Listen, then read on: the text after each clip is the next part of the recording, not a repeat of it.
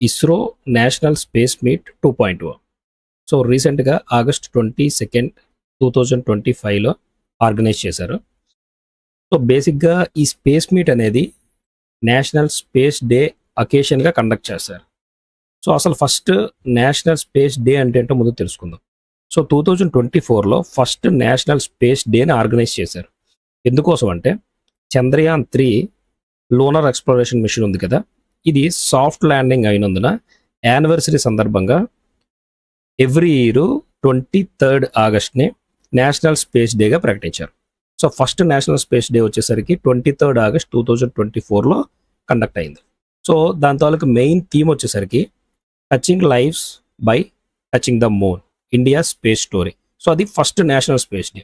Then second national space day వచ్చేసరికి 23rd August 2025లో conduct అయింది.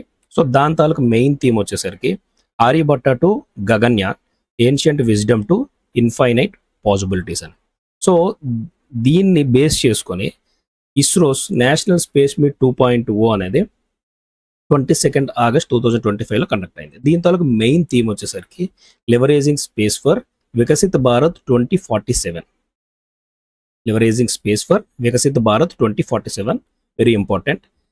సో మెయిన్ అసలు కోర్ థీమ్ వచ్చేసరికి 10 years road map to make space technology a key driver for Viksit Bharat 2047, focusing on governance, citizen services and socio economic transformation.